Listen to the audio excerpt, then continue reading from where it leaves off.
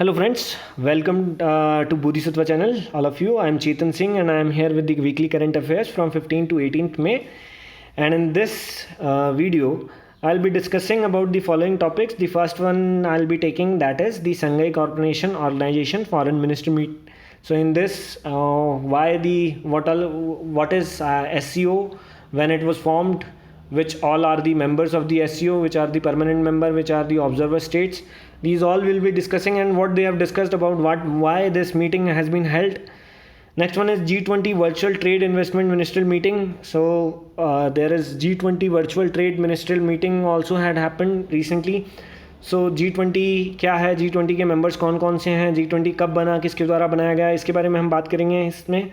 National disaster management authority, हम सभी को पता है कि नेशनल डिज़ास्टर मैनेजमेंट अथॉरिटी जो है हमारे इंडिया में है, जो डिज़ास्टर से लड़ने के लिए एक अथॉरिटी बनाई गई है. इस अथॉरिटी ने अभी रिसेंटली कुछ रूल्स एंड रेगुलेशन में अपने कुछ चेंजेस किए हैं बिकॉज ऑफ द कोविड-19. Next one is event bot malware. ये इवेंट बॉट मालवेयर क्या है, ये क्या इम्पैक्ट करता है, या मालवेयर क्या होते हैं, किस किस प्रकार के मालवेयर होते हैं, तो इन सब बारे में हम बात करेंगे. और लास्ट स्लाइड में will be looking at the facts जो कि इंपॉर्टेंट है वन डे एग्जाम्स के पर्सपेक्टिव से. So let's start with the Shanghai corporation organisation foreign minister meet. जो हमारे फॉरेन एक्सटर्नल अफेयर मिनिस्टर जो हैं, दैट इज़ एस जयशंकर, उन्होंने रिसेंटली इंडिया को रिप्रेजेंट किया था Shanghai corporation organisation foreign minister meet में. ये जो मीटिंग बुलाई गई थी, इस मीटिंग में कोविड-19 क्राइसिस की वजह से जो इम्पैक्ट हुआ है वर्ल्ड इकनॉमी को, वो डिस्कस करने के लिए बुलाई गई थी. और ये जो क्राइसिस हैं इनको कैसे टैकल किया जाए उनके बारे में इन्होंने डिस्कस किया. संघाई कॉर्पोरेशन ऑर्गेनाइजेशन की अगर जो हम बात करें तो ये एक परमानेंट इंटरनेशनल ऑर्गेनाइजेशन है. और यदि हम बात करें कि इसकी फॉर्मेशन की, तो ये it was created in 2001, 15th of June 2001, और in Shanghai, and there were six countries were the member when it was formed. These are following: Kazakhstan, Republic of China, Kyrgyzstan, Russia, Tajikistan and Uzbekistan. पर अगर जो हम members की बात करें तो currently there are 8 permanent members. India और पाकिस्तान को भी इन 6 कंट्रीज़ के साथ में जोड़ लिया गया है. That was recently they were being added in this SCO. Official language की अगर जो हम बात करें तो रशियन और चाइनीज़ जो हैं 2 ऑफिशियल लैंग्वेज हैं SCO की. आइए देखते हैं वर्ल्ड मैप पे कंट्रीज़ कहाँ कहाँ हैं. अगर जो हम बात करें परमानेंट मेंबर्स की तो Russia, Kazakhstan, Kyrgyzstan, Tajikistan, Uzbekistan, China, Pakistan और इंडिया, ये 8 जो कंट्रीज़ हैं ये इसके परमानेंट मेंबर्स हैं. और अगर जो हम बात करें कि इसके ऑब्जर्वर स्टेट्स की, तो ये येलो कलर में जो दिए गए हैं वो इसके ऑब्जर्वर स्टेट हैं, जैसे ईरान, अफगानिस्तान, मंगोलिया और बेलारूस. डायलॉग पार्टनर की अगर जो हम बात करें तो ग्रीन कलर में शो किया गया है Azerbaijan, Armenia, Cambodia, Nepal, Turkey and Sri Lanka. These are the observer members of this organization. So that's it about from SCO. Next topic is G20 Virtual Trade and Investment Ministerial Meeting. Recently, in the Union Commerce and Industry Ministry recently attended the second G20 Virtual Trade Investment Ministerial Meeting held through video conferencing. G20 की अगर जो हम बात करें तो annually ये G20 metre जो leaders from the largest and fastest growing economy जो लीडर्स हैं वो एनुअली ये मीटिंग हेल्ड करते हैं. अगर जो हम बात करें कंट्रीज़ की मेंबर्स की, तो they account for the 85% of the total GDP of the world and they constitute 2/3 of the total population of the world. G20 members. Establishment की अगर जो हम बात करें तो G7 कंट्रीज़ ने 1999 में डिसाइड किया था एक G20 जो आपके फाइनेंस मिनिस्टर्स जो ग्रुप है ये बनाने की बात कही गई थी, और 1999 में इसका फाउंडिंग स्टोन रखा गया है. प्रेसिडेंसी की अगर जो हम बात करें तो एक परमानेंट मेंबर नहीं है, इसमें राउंड ट्रिप होता है. G20 की जितने भी परमानेंट मेंबर्स हैं उनमें से हर एक कंट्री से एक मेंबर को प्रेसिडेंट चुना जाता है. फुल मेंबरशिप की अगर जो हम बात करें तो ये जो है Argentina, Australia, Brazil, Canada, China, France, Germany, India, Indonesia, Italy, Japan, Mexico, Russia, Saudi Arabia, south Africa, south Korea, Turkey, United kingdom, United states and European union. ये इसके फुल मेंबरशिप या फुल मेंबर्स जो हैं वो हैं. Relevance की अगर जो हम बात करें कि भाई आज की डेट में अगर जो इसकी बात करें तो इसका रेलेवेंस क्या है. ग्लोबलाइज, देखिए we as a world are facing various problems nowadays. So ऐसे ग्रुप जो हैं, ये G20 ग्रुप जो हैं, अगर जो हम बात करें तो वैसे ही बहुत बड़ा ग्रुप है। 85% of the GDP, it accounts for the 85% of the GDP, तो कोई छोटी मोटी तो बात है नहीं।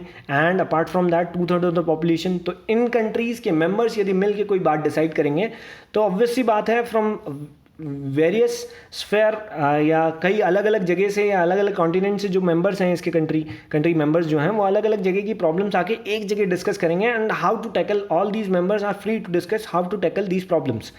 Initially it was like the finance ministerial meet, तो इसका मतलब ट्रेड और मैक्रो इकोनॉमिक्स के बारे में डिस्कस किया करते थे ये। परंतु अभी जो है हमारे पास में, हमारे वर्ल्ड जो है करंटली कई और तरीके की नई नई प्रॉब्लम जो हैं वो फेस कर रहा है। तो उन सभी को डील करने के लिए it plays a very vital role.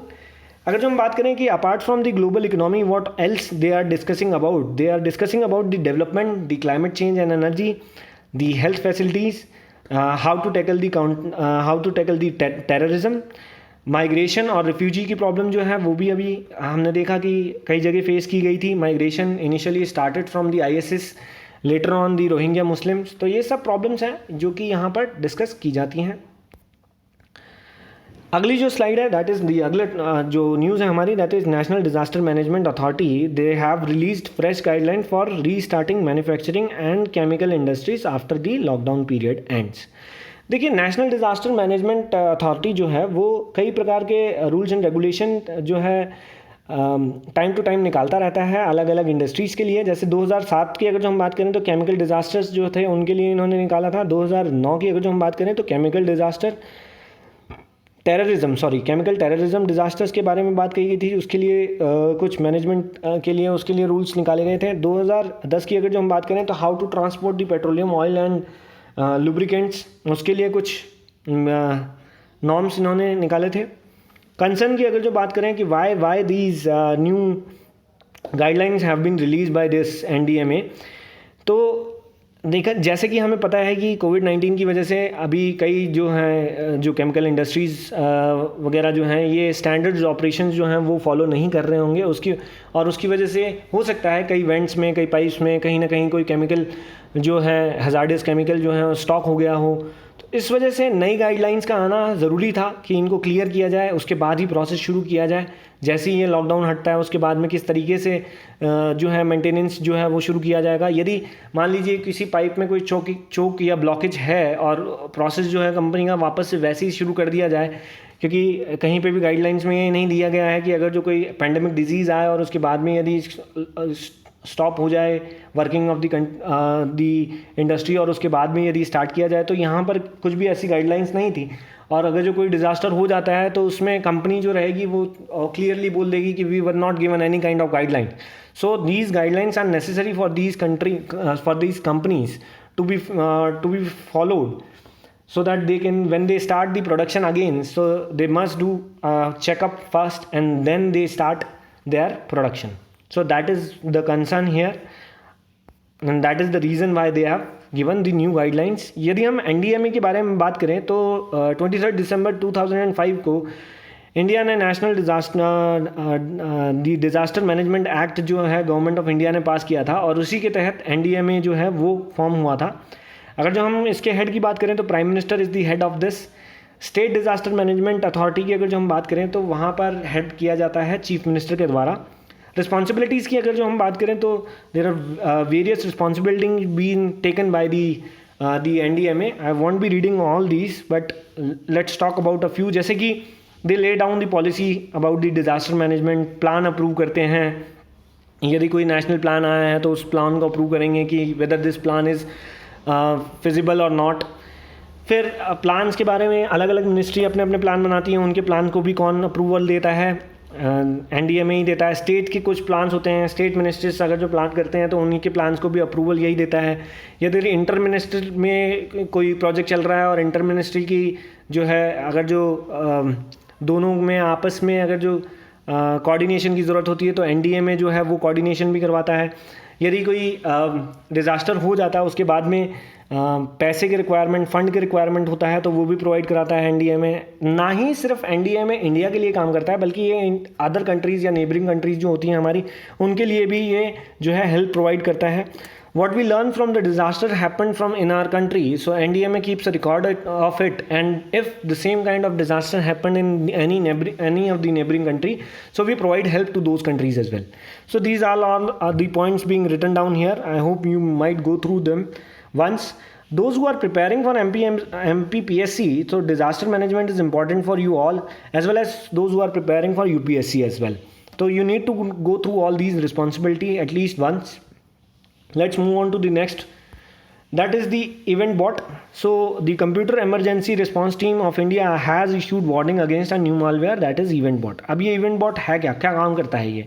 EventBot एक तरह का मालवेयर है जो कि हमारे एंड्रॉयड फ़ोन एप्लीकेशंस में आकर हमारी इंपॉर्टेंट इन्फॉर्मेशन जो है वो स्टील करता है. Basically it is a Trojan. It cheats victim secretly attacking computer और फोन ऑपरेटिंग सिस्टम को अटैक करता है ये. It targets the money transfer services, financial application, जो कि आजकल हमें पता है कि कोविड-19 की वजह से people are not accepting the cash, so most of the transaction are being done online. तो ये जो ट्रोजन जो बनाया गया है ये basically that is to directly attack on these kinds of application, जैसे हमारा पेटीएम हो गया, फ़ोनपे हो गया, इनको अटैक करने के लिए ये बनाया गया है. अगर जो हम डिफरेंस की बात करें कि sir we have heard about lot of malware, virus, trojan, ये सब क्या है, so let's talk about all the difference between these things. Malware की अगर जो हम बात करें तो मालवेयर एक बड़ी चीज़ है. उस बड़े सर्कल के अंदर काफ़ी सारी छोटी छोटी चीज़ें हैं जो कि ट्रोजन, वायरस, वर्म्स वगैरह हैं. तो बड़ा सर्कल की अगर जो हम बात करें तो basically these are the software design to perform an unwanted illegal act via the computer network. It could be also defined as a software with malicious intents. इसके अंदर malicious intents हो सकता है.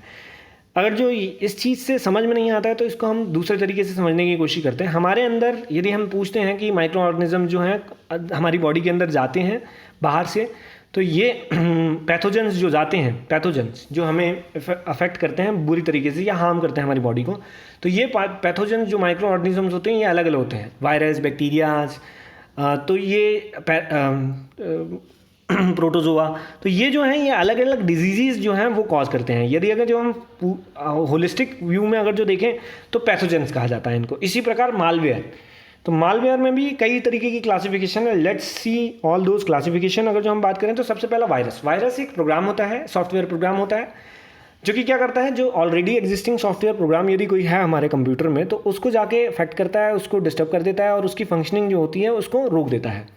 तो एक ऑलरेडी एग्जिस्टिंग कुछ सही programme हमारे कंप्यूटर या हमारे फ़ोन में चल रहा होगा, ये जो वायरस होगा ये जाके अटैच हो जाएगा उस प्रोग्राम के साथ में और उसको ख़राब कर देगा. वर्म्स की अगर जो हम बात करें तो अनलाइक वायरस होता है तो ये भी सॉफ्टवेयर प्रोग्राम्स ही हैं, परंतु वायरस की तरह ये किसी ऑलरेडी एग्जिस्टिंग सॉफ्टवेयर को अटैक नहीं करते हैं. ये क्या करते हैं, अपनी कॉपीज़ बनाना शुरू कर देते हैं और कॉपीज़ बना के क्या करते हैं, ये जो हमारा हार्ड डिस्क पे जो हमारा स्पेस होता है उस स्पेस को कवर करना शुरू कर देते हैं. तो बेसिकली हमारा जो स्पेस, जो वर्किंग स्पेस जो हमें चाहिए होता है उसको कम कर देते हैं. उसकी वजह से क्या होता है, हमारे कंप्यूटर की स्पीड जो होती है वो धीरे होनी शुरू हो जाती है. ट्रोजन की अगर जो हम बात करें तो ट्रोजन भी एक तरीके का सॉफ्टवेयर है जो कि हमारे सिक्योरिटी सिस्टम जो होता है हमारे कंप्यूटर और मोबाइल फ़ोन पे उसको जाके अटैक करता है और बैकडोर एंट्री देता है ऐसे कुछ एप्लीकेशंस को जो कि हमारी इन्फॉर्मेशन जो है स्टील कर सके. हॉक्स की अगर जो हम बात करते हैं तो हॉक्स एक नोटिफिकेशन टाइप का आ जाता है. जब भी हम कुछ चलाते हैं तो एक नोटिफिकेशन ब्लिंक करता है, उसमें लिखा होता है कि आपका कंप्यूटर इतने इतने मालवेयर से इम्पैक्टेड है, इतने वायरसेस से इम्पैक्टेड है, यदि आप इसको बचाना चाहते हैं तो इंस्टॉल करें, जल्दी से जल्दी क्लिक करें. ये जो ब्लिंक करते रहते हैं, जो पॉपअप्स जो आते रहते हैं ये, या फिर ऐसी कोई मेल्स, ये क्या करते हैं, जैसे ही हम उन चीज़ों को इंस्टॉल करते हैं ये हमारे कंप्यूटर के साथ में अटैच हो जाते हैं. जितनी भी हमारी इंपॉर्टेंट इन्फॉर्मेशंस वगैरह जो हैं, जो भी हमारे पासवर्ड हो गए या हमारे बैंक का कस्टमर आईडी हो गया या बैंक का पासवर्ड हो गया, ये सब पासवर्ड वगैरह स्टील कर देते हैं या फिर इंपॉर्टेंट फाइल जो होती है हमारे कंप्यूटर पे उनको स्टील कर लेते हैं. स्पाईवेयर की अगर जो हम बात करें तो स्पाईवेयर जासूस की तरह काम करता है. ये हमारे कंप्यूटर में जो है वो अटैच होकर और स्पाइंग करता है हमारे पूरे कंप्यूटर में. हमारे कंप्यूटर में कौन कौन से सॉफ्टवेयर इंस्टॉल है, कौन सी मेल आईडी हम यूज़ करते हैं, क्या पासवर्ड है उनका, ये सारी इस तरीके की इन्फॉर्मेशन, जो इंपॉर्टेंट इन्फॉर्मेशन जो होती हैं, ये इन्फॉर्मेशन जो है आगे जो है फॉरवर्ड कर देता है ये हैकर के पास में. स्पाईवेयर की अगर जो हम बात करें तो मिलियंस ऑफ कंप्यूटर ग्लोबली जो है इम्पैक्टेड रहते हैं स्पाईवेयर की वजह से. So that is it all about the malwares. Let's move on to the last slide, that is on facts. Facts की अगर जो हम बात करें तो सबसे पहले दिबांग मल्टीपर्पज़ प्रोजेक्ट जो कि दिबांग रिवर पे बनाया गया है, that is a tributary of Brahmaputra, Arunachal Pradesh में। और ये प्रोजेक्ट इसलिए बनाया जा रहा था ताकि ये जो फ्लड की प्रॉब्लम जो है उसको सॉल्व किया जाए। परंतु जो एनवायरनमेंट क्लियरेंस की अगर जो हम बात करें तो एनवायरनमेंट क्लियरेंस इस प्रोजेक्ट को नहीं मिली है। अगर जो ये प्रोजेक्ट को एनवायरनमेंट क्लियरेंस मिल जाती है और ये प्रोजेक्ट कंप्लीट हो जाता है तो this would be the largest hydro electric power project of India that will have a height of 278 metres.